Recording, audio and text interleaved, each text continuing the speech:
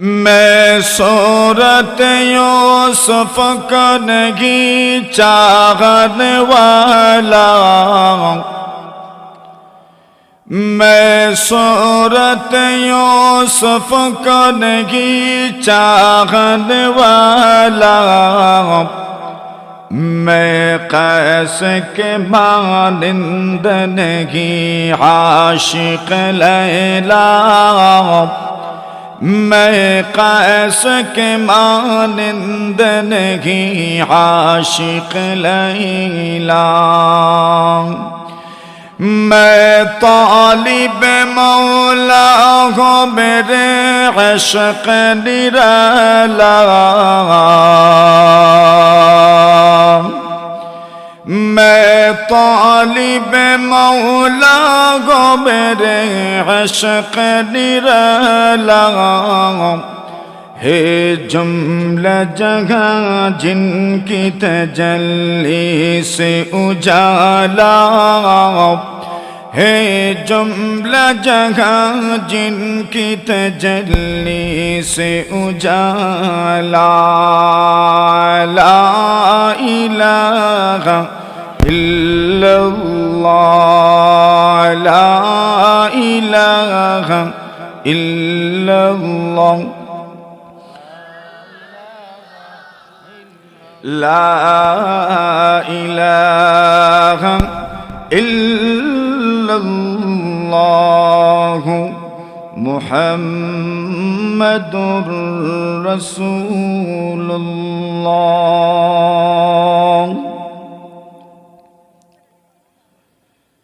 ঐতিহ্যবাহী ইসলামপুর তালিমুল কোরআন নুরানি মাদ্রাসার উদ্যোগে আয়োজিত অধ্যক্ষার ওয়াজ ও দোয়া মাহফিলের সম্মানিত সভাপতি মুআজ্জাজ মুকাররম হযরত উলামায়ে কেরাম, মুরব্বিয়ান সাহেবান, যুবক ভাইয়েরা, পর্দার আড়ালে অবস্থানরত অত্যন্ত শ্রদ্ধেয়া সম্মানিতা মা ও বোনেরা, আল্লাহ পাক রব্বুল আলামিনের অসংখ্য অগণিত শুকরিয়া আদায় করছি, যিনি আজকের এই মহতী মাহফিলের সমাপনী অধিবেশনে আপনাকে আমাকে অত্যন্ত মহব্বত, ভালোবাসা, আন্তরিকতা, শ্রদ্ধা, গাম্ভীর্যতা নিয়ে আজকের এই মাহফিলে অত্যন্ত সুশৃঙ্খল পরিবেশে বসার তৌফিক দান করেছেন। এজন্য জবান খুলে মহব্বতের সাথে আমরা কালিমাতুশ শুকুর পাঠ করছি, সকলেই পড়ি আলহামদুলিল্লাহ। আমি আপনাদের সামনে মহাগ্রন্থ আল কোরআন থেকে সামান্য তিলাওয়াত করেছি। আল্লাহ পাক পৃথিবীর সকল মানুষকে সম্বোধন করে জানতে চাচ্ছেন, মান যাল্লাযী ইউকরিদুল্লাহা কারদান হাসানা। আল্লাহ আপনাকে আমাকে সকলকে জিজ্ঞাসা করছেন, মান যাল্লাযী ইউকরিদুল্লাহা কারদান হাসানা, কে আছো আল্লাহকে ঋণ দিবে, কে আছো আল্লাহকে করজ দিবেন। এটা আল্লাহ জিজ্ঞাসা করছেন আপনাকে আমাকে। আমি তো আল্লাহকে ঋণ দেওয়ার জন্য প্রস্তুত আছি। আপনারা কারা কারা আছেন? জোরে হাত তুলেন না, দেখি না আমরা। মাশাআল্লাহ। আচ্ছা, আল্লাহ ঋণ চাইছেন, দিবেন না? মতেন না আপনারা? দুনিয়ার অন্য মানুষ যদি ঋণ চাইতো তবে না চিন্তা করতাম পরিশোধ করবে কিনা, পরিশোধ করতে পারবে কিনা। কিন্তু আল্লাহ যেখানে ঋণ চাচ্ছেন তো দেওয়ার দরকার আছে না নাই? জোরে বলেন, দিবেননি আল্লাহর ঋণ? মাশাআল্লাহ। আচ্ছা বলেন না, আল্লাহকে ঋণ দিতে পারাটা আমাদের জন্য অত্যন্ত সৌভাগ্যের কিনা, যে আমরা আল্লাহকে ঋণ দিতে পারলাম। ঋণ দেওয়ার মধ্যে একটা সওয়াব আসেনি? কম না বেশি? বেশি। কি পরিমাণ বেশি? আল্লাহর রাসূল সাল্লাল্লাহু আলাইহি ওয়াসাল্লাম বলেন, রাআইতু লাইলাতাল উসরিয়া বি মাকতুবান আলা বাবিল জান্নাহ। নবীজি সাল্লাল্লাহু আলাইহি ওয়াসাল্লাম বলেন, আমি যখন মেরাজে গেলাম মেরাজি যাওয়ার পরে জান্নাত ভ্রমণ করেছি, জাহান্নাম ভ্রমণ করেছি। পয়গম্বর আমাদের সামনে বর্ণনা করেছেন জান্নাতে কি দেখলেন, জাহান্নামে কি দেখলেন। নবীজি সাল্লাল্লাহু আলাইহি ওয়াসাল্লাম বলেন, আমি যখন জাহান্নামে গেলাম, জাহান্নামে এমন কিছু মানুষ আমি দেখেছি, কওমুম মাহুম সিয়াতুন কাআদনাবিল বাকার। এমন একজন মানুষ আমি জাহান্নামে দেখেছি, যে মানুষগুলোর হাতে গরুর লেজের মতো ছড়ি আছে, মানে এরা মানুষের উপর জুলুম করত, লাঠির জোরে শাসন করত। কিসের জোরে? এমন মানুষ সমাজে আছে না নাই? আরো জোরে বলে, এমন মানুষও আছে। আল্লাহর হাবিব বলেন, আমি জাহান্নামে দেখেছি। আল্লাহর নবীজি বলেন, আমি জাহান্নামের মধ্যে দুই ধরনের মানুষ দেখেছি। সিনফান মিন আহলিন নারি লাম আরাহুমা। দুই ধরনের মানুষ আমি জাহান্নামে দেখেছি। এক ধরনের মানুষ হলো কওমুম মাহুম সিয়াতুন কাআদনাবিল বাকার। একদল মানুষের হাতে আমি দেখেছি গরুর লেজের মতো ছড়ি, ইয়াদরিবুনা বিহান নাস। যারা ওই ছড়ির মাধ্যমে মানুষের উপর জুলুম করে, মানুষের উপর নির্যাতন করে, মানুষের উপর দাবাও সবসময় দাবাও ঢালায় রাখে, মানুষকে সবসময় প্রেসারের মধ্যে রাখে, ক্ষমতার জন্য মানুষের উপর শাসন করে। আল্লাহর নবীজি বলেন, এমন মানুষদেরকে আমি জাহান্নামে দেখেছি। দুই নম্বরে এমন কিছু মানুষকে জাহান্নামে দেখেছি। আল্লাহর নবীজি বলেন, ওয়ানিসাউন কাসিয়াতুন আরিয়াতুম মুমিলাতুম মাইলাত। আল্লাহর নবীজি বলেন, এমন একদল মানুষকে জাহান্নামে দেখেছি। ওই মানুষগুলোর পরিচয় হলো, এরা এমন মহিলা, এমন মহিলা, এমন মহিলা, যেই মহিলারা কাপড় পরিধান করে উলঙ্গ। নাউজুবিল্লাহ বলেন। আচ্ছা বলেন না, এই কথাটা কত ওজনদার, কত গভীর। আল্লাহর নবীজি বলছেন, নিসাউন কাসিয়াতুন আরিয়াতুন, এমন মহিলা যেই মহিলারা কাপড় পরিধান করে উলঙ্গ। কিভাবে উলঙ্গ?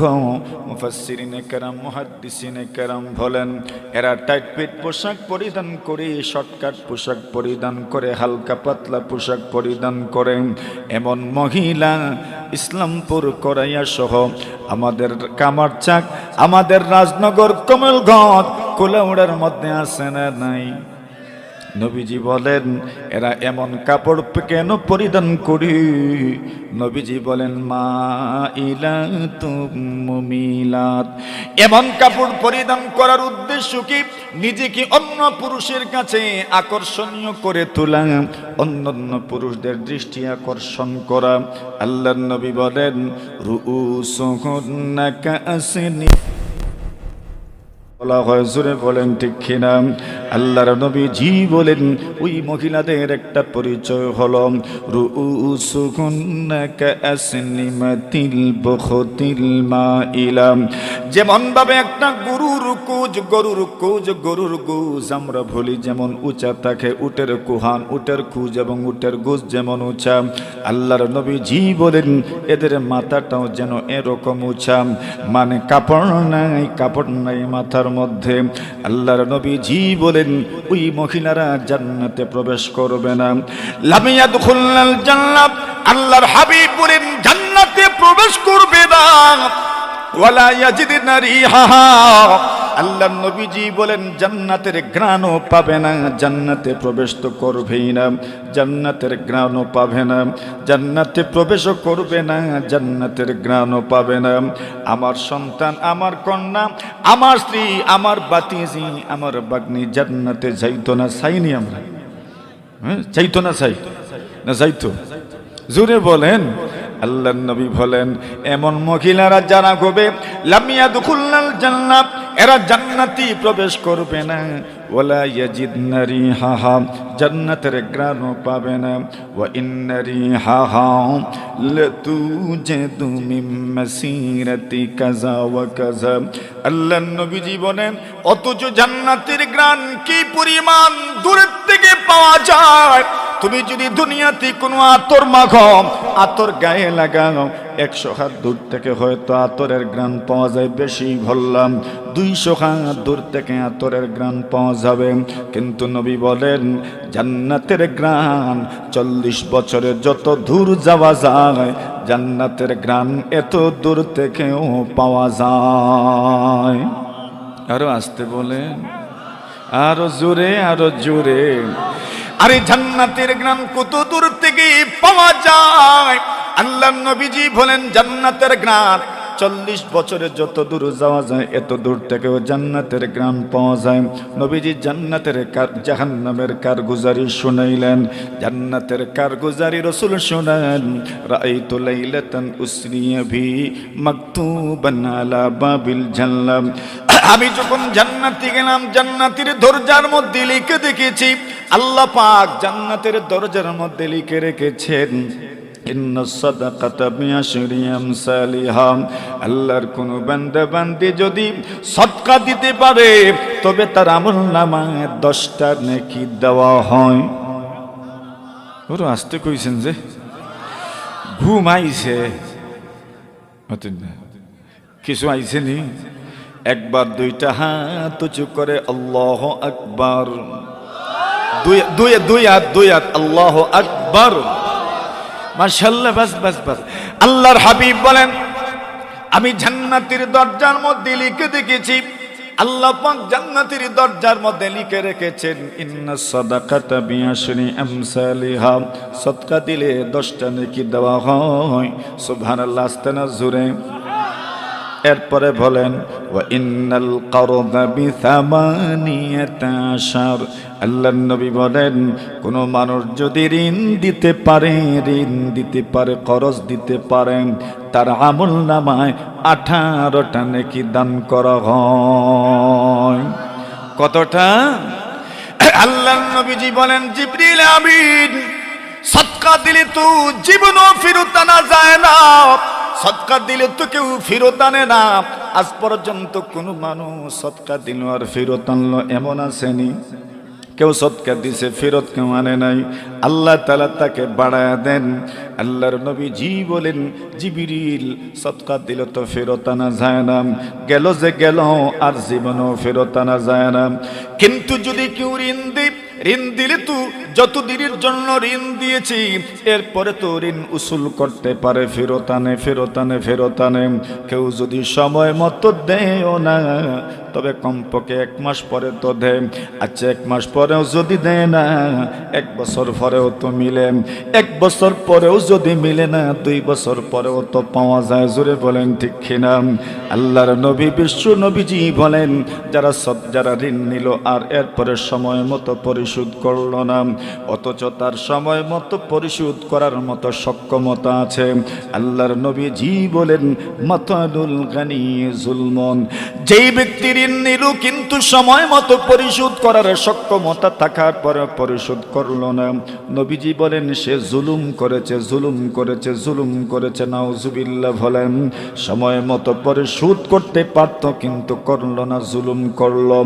কিন্তু যদি কোনো মানুষ সত্যিকার অর্থে যদি অক্ষম হয়, আল্লাহ তাআলা জানায় দেন ঋণদাতা, আল্লাহর বলি গো তুমি তো একটা নেক কাজ আগেই করেছ, লোকটা যেহেতু অক্ষম হয়ে গেছে, এইবার আরেকটু সময় বাড়ায়া দাও। আল্লাহ তাআলা জানায়া দেন ও ধনী, আরেকটু সময় যদি বাড়ায়া দিতে পারো, নবীজি বলেন কি পরিমাণ সওয়াব হবে জানো নি? উদাহরণ দিয়ে বুঝায়া দিই। আল্লাহর নবীজি হাদিস শরীফের মধ্যে বলেন কোন মানুষ যদি কাউকে ঋণ দেয়, মনে করেন 1000 টাকা আপনি ঋণ দিলেন, ঋণ দেওয়ার সময় চুক্তি হয়েছে 1 মাস পরে আপনার 1000 টাকা ফেরত দিবে, পরিশোধ করবে।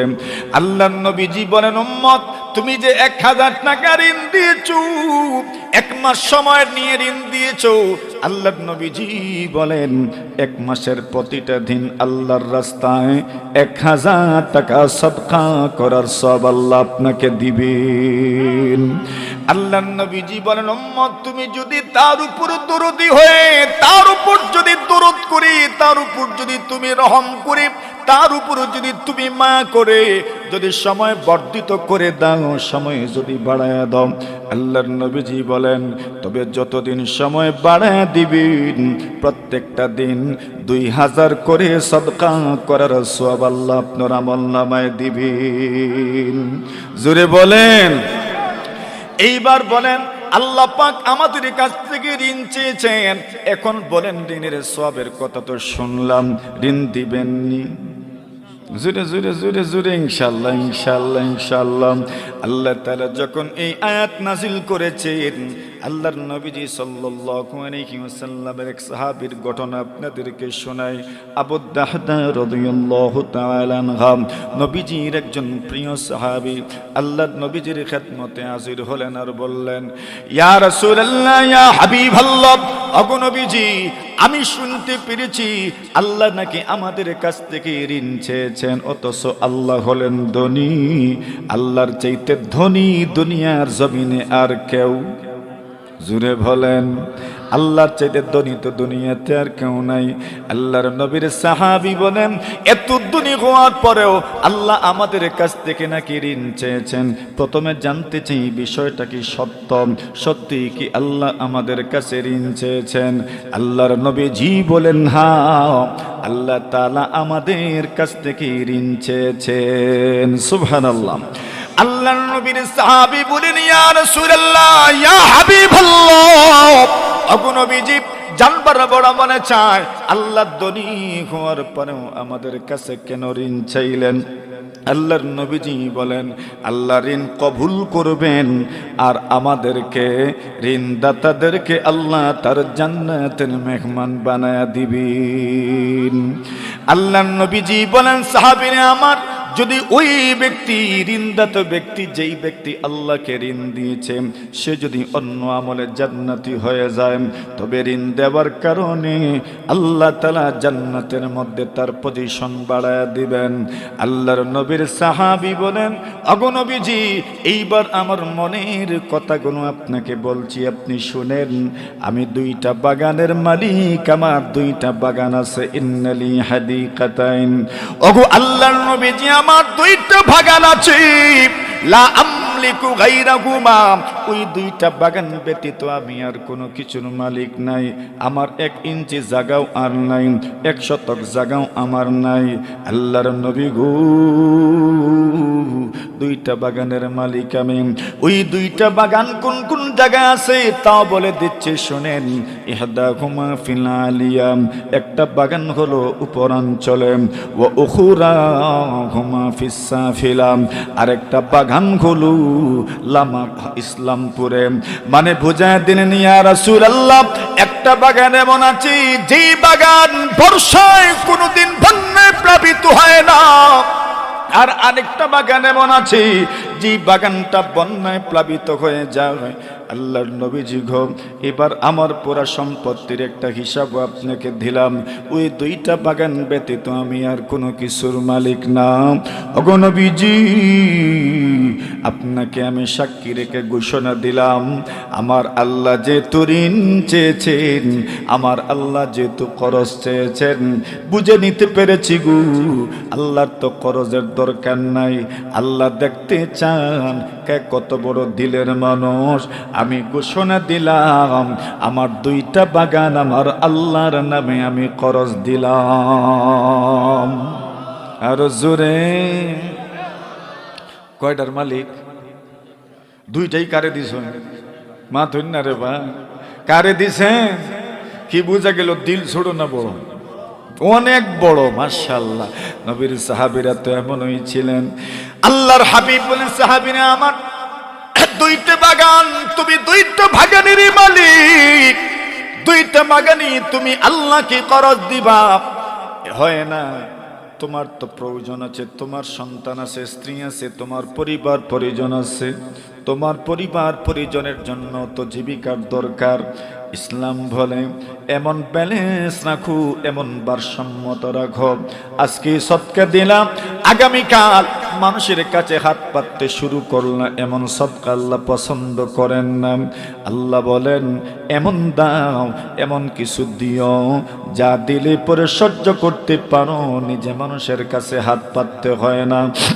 আল্লাহ নবীজি সাল্লাল্লাহু আলাইহি ওয়াসাল্লাম বলেন, সাহাবীরা আমার, ইজআল ইহদাকুমা কারদান লিল্লাহ, একটা বাগান তুমি আল্লাহকে করজ দিয়ে দাও, ওয়াজাল উখরাকুমা মাইশাতান লাকা ওয়া লি আহলিকা ওয়া লি ইয়ালিক, আরেকটা বাগান তুমি তোমার জন্য, তোমার পরিবার পরিজনের জন্য, সন্তানাদের জন্য, তোমার জন্য যেন জীবিকার ব্যবস্থা হয়ে যায়, এই জন্য তুমি রেখে দাও। জুড়ে বলেন সুবহানাল্লাহ। আল্লাহর নবীজির পরামর্শ শুনলেন আর বলেন, আগু নবীজি আপনি পরামর্শ দিয়েছেন দুটা বাগান আল্লাহর রাস্তায় খরচ না দেওয়ার জন্য, একটা বাগান খরচ দেওয়ার জন্য বলেছেন। নবীজি গু আপনাকে আরেকটা কথা জানায়া দেই, আরেকটা ইনফরমেশন আপনাকে দেই। আমার যে দুইটা বাগান, এই দুইটা বাগানের মধ্যে একটা বাগানে যে বাগানের মধ্যে 600 খেজুর গাছ আছে। আরো জোরে, আরো জোরে। যারা আরব আছেন তারা তো জানেন এক একটা খেজুর গাছের কি পরিমাণ মূল্য, এক একটা খেজুর গাছ থেকে কি পরিমাণ আয় হয়, এক একটা খেজুর গাছকে খেজুর ধরার পর্যায়ে নিয়ে যেতে কি পরিমাণ ব্যয় করতে হয়। 10টা বছর চলে যায়, 12 বছর 15 বছর চলে যায়, এরপরে গাছে গিয়ে খেজুর ধরে, এর আগে খেজুর ধরে না। আল্লাহর নবী বিশ্ব নবীজি মুহাম্মদুর রাসূলুল্লাহ সাল্লাল্লাহু আলাইহি ওয়াসাল্লামকে উনি বলেন, আল্লাহর নবীজি গো, আমার একটা বাগানে 600 খেজুর গাছ আছে, 600 খেজুর গাছ। জোরে জোরে বলেন সুবহানাল্লাহ। ওগো আল্লাহর হাবিব, আমি আপনাকে সাক্ষী রেখে ঘোষণা দিলাম, আমার যে বাগানে 600 খেজুর গাছ আছে, ওই 600 খেজুর গাছওয়ালা বাগান আমি আল্লাহর নামে এই মুহূর্তে আপনাকে সাক্ষী রেখে খরচ দিয়ে দিলাম। আর জোরে, কত খেজুর গাছ আছে?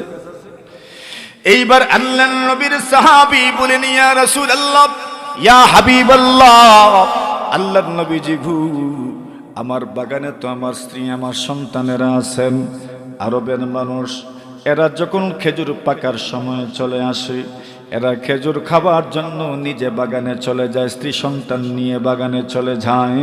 বনভোজন হয়ে গেল, পিকনিকও হয়ে গেল, পর্যটনও হয়ে গেল, ঘোরাঘুরিও হয়ে গেল। মাঝে মধ্যে আমাদেরও তো মনে চায় গাছের থেকে পেড়ে পেড়ে আম খাওয়ার স্বাদ আলাদা। জুড়ে বলেন ঠিক কিনা? আম কেটে দিলে ওইটা খাবার স্বাদ একরকম, আর মুখ দিয়া সুলাইয়া খাবার স্বাদ আর এক জাতর স্বাদ। জুড়ে বলেন ঠিক কিনা? এজন্য মুখ দিয়া সুলাইয়া যদি খাওয়া যায়, এর মধ্যে মজা বেশি লাগে। টুকরা টুকরা করে দিলেও মজা লাগে ঠিক, কিন্তু ছোটবেলায় যেভাবে মুখ দিয়া সুলাইয়া খাইতে মজা লাগতো, এখনো মুখ দিয়া সুলাইয়া যদি খাওয়া যায় তবে মজা লাগে। জুড়ে বলেন ঠিক কিনা? আল্লাহর ওলি গাছের থেকে পেড়ে পেড়ে খাওয়া, এর মধ্যে অন্যরকম একটা অনুভূতি আছে। আল্লাহর নবীজি সাল্লাল্লাহু আলাইহি ওয়াসাল্লামের সাহাবী বলেন, ইয়া রাসূলুল্লাহ, আমার স্ত্রী সন্তান বাগানের ভিতরে আল্লাহকে তো খরচ দিয়ে দিলাম, খরচ দিয়ে দেওয়ার পরে আমার বাগান থেকে যদি আমার সন্তান আমার স্ত্রীরা খায়, তবে আল্লাহকে দেওয়া খরচ দেওয়া বাগান থেকে তারা খাইল, তাদের জন্য তা উচিত হবে না। এই জন্য আমি একটু বাগানে যাই, এদেরকে বাগান থেকে বের করে নিয়ে আসি। আল্লাহর নবীজি বললেন যাও। উনি বাগানে গেলেন, দূর থেকে স্ত্রীকে সম্বোধন করে বলছেন, প্রিয়তমা গো, তুমি তো বাগানের ভিতরে আসো, তুমি বাগান থেকে বের হয়ে যাও, বাগান থেকে তুমি বের হয়ে যাও। কেন জানো নি গো, ওই বাগানটা এই মুহূর্তে আমি আমার আল্লাহর নামে খরচ দিয়ে এসেছি। হাদাকি রব্বি সুবুলার রাশাদি ইলা সাবিলিল খাইরি ওয়াসসাদাদি বিনি মিনাল হাইতি বিল বিদাদি ফাকাদ মাযা মিন্না কারদান ইলা تنادي أقرضته الله على اعتمادي بالطوع لا من ولا ارتداد إلا رجاء الضعف في المعاد فارتحلي بالنفس والأولاد البر لا شك فخير زادي قدمه المرء إلى المعادي আল্লাহর বান্দা দূর থেকে ডাক দিলেন, আরবিতে কবিতা আবৃত্তি করলেন, স্ত্রীকে বললেন, প্রিয়তমা গো আমার, আল্লাহ যেন তোমাকে সঠিক পথের দিশা দেন, তুমি যেন সঠিক পথে পরিচালিত হতে পারো। বাগান থেকে স্বতঃস্ফূর্ত বের হয়ে যাও, বাগান তো আল্লাহর নামে খরচ দিয়েছি। আল্লাহকে কেন খরচ দিলাম? দুনিয়ার কোনো মানুষের প্ররোচনায় নয়, দুনিয়ার কোনো মানুষের চাপে নয়, স্বতঃস্ফূর্তভাবে খরচ দিয়েছি। কেন দিয়েছি জানোনি? পরকালে যেন হাজার হাজার কোটি কোটি গুণ বেশি পাই। সুবহানাল্লাহ বলেন। এখন বলেন, উনি খরচ দিয়েছেন আল্লাহর স্ত্রীকে, বললেন স্ত্রীও মাশাআল্লাহ যেমন স্বামী এমন স্ত্রী। স্ত্রী বলেন সন্তানদেরকে বাগান থেকে বের করে নিয়ে আসেন, সন্তানদের মুখেও খেজুর, হাতেও খেজুর, 2 হাত ভরা খেজুরে উনি খেজুরগুলো হাত থেকে ফেলে দেন আর বলেন, আরে বাগান তোমাদের আব্বা আল্লাহকে খরচ দিয়েছেন, ওই বাগানের খেজুর আর খাওয়া যাবে না, খেজুর ফেলে দাও। আর স্বামীকে সম্বোধন করে বলেন, স্বামী আমার, আজ পর্যন্ত যত লেনদেন করছেন, আজকের লেনদেনের চাইতে লাভজনক কোনো লেনদেন হয় না। আরো জোরে বলেন। ওনারা বের হয়ে গেলেন, উনিও রাসূলুল্লাহ সাল্লাল্লাহু আলাইহি ওয়াসাল্লামের খেদমতের উদ্দেশ্যে রওনা হয়ে গেলেন। আল্লাহর নবীজির সামনে গেলেন। ওই সময় আল্লাহর ফেরেশতা জিবরিল আমিন আলাইহিস সালাতু ওয়াস সালামের আগে সেই জানায়া দিলেন, নবীজি গো, আবু দাহদাহ একটা বাগান আল্লাহকে খরচ দিয়েছে, আর আল্লাহ তার জন্য জান্নাতের মধ্যে হাজার হাজার বাগান আল্লাহ তৈরি করে রেখেছেন। এই জন্য আল্লাহ বলেন, মান যাল্লাযী ইউকরিদুল্লাহ করদান হাসানা, কে আছো আল্লাহকে খরচ দিবা, কর্জে হাসানা দিবা। যদি আল্লাহকে খরচ দিতে পারেন, আল্লাহ জানায় দেন, ফায়ুদাইফাহু লাহু আযআফান কাসীরা। আল্লাহ কত পার্সেন্ট বেশি দিবেন কেউ জানে না, কেউ জানে না, কেউ জানে না।